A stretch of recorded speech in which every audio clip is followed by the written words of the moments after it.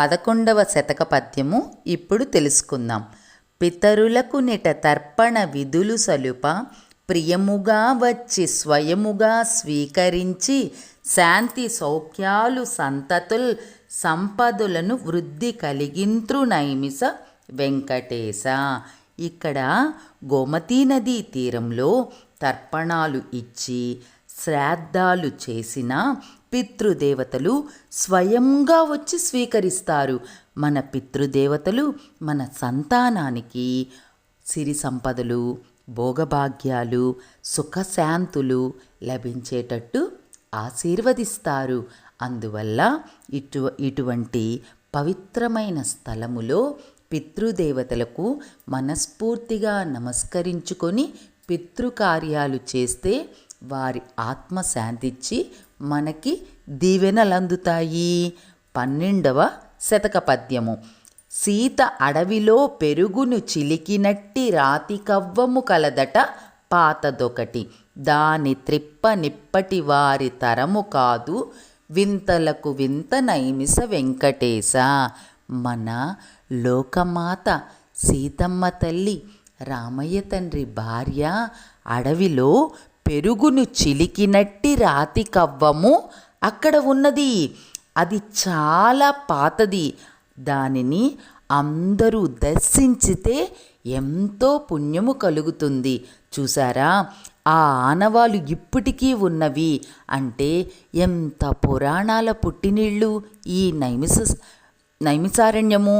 చూసారా, నైమిసారణ్య యొక్క స్థలములో ప్రతి ప్రదేశము అంత పరమ పవిత్రమైనది. 13వ శతక పద్యము. ముద్దులొలికెడి పసిపాప ముష్టి అడిగె కుందిపోతి రుద్రావర్తమందు, ఈ పరిస్థితి బాపుము చూపుము దయగ విధిగ విధిపిత నైమిస వెంకటేశ. ఆ రుద్రావర్తంలో పసిపాపలు ముష్టి అడుగుతుంటే మన మనస్సు ద్రవించి, భగవంతుడా, ఇంత పవిత్రమైన ప్రదేశములో పసిపాపలు ముష్టి అడిగే వారి యొక్క దయనీయ స్థితికి మాకు జాలి కలుగుతుంది. అలా దయనీయ స్థితిలో మేము వారి గురించి ఒకటే నిన్ను వేడుకుంటున్నాము నైమిస వెంకటేశ.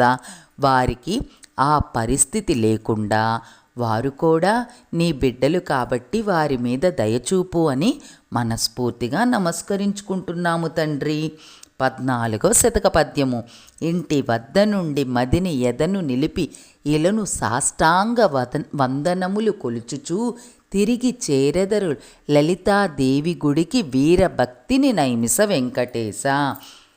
ఓ మహాభక్తులు ఇక్కడికి వచ్చి వారు ఆ తల్లి జగన్మాత అయిన లలితా శక్తిపీఠము వద్దకి ఎలా వస్తారో తెలుసా?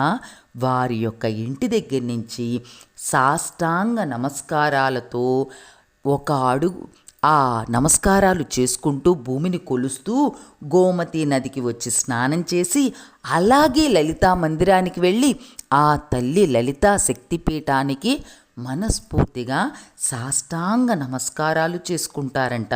ఇది ఒక వీరభక్తి. అటువంటి పరమ పవిత్రమైన లలితా శక్తిపీఠము ఇక్కడ పూజలందుకుంటూ ఉంది.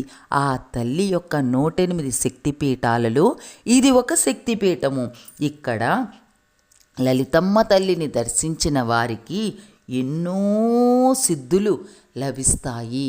అంతేకాకుండా వారికి భగవంతుడు ఎల్లవేళలా చల్లగా కాపాడుతూ రక్షిస్తూ ఉంటారు. ఆ నైమిస వెంకటేశ్వర స్వామి యొక్క దర్శనము, మన తల్లి జగన్మాత లలితమ్మ దర్శనము ఉన్న పరమ పవిత్ర ప్రదేశమే ఈ నైమిసారణ్యము.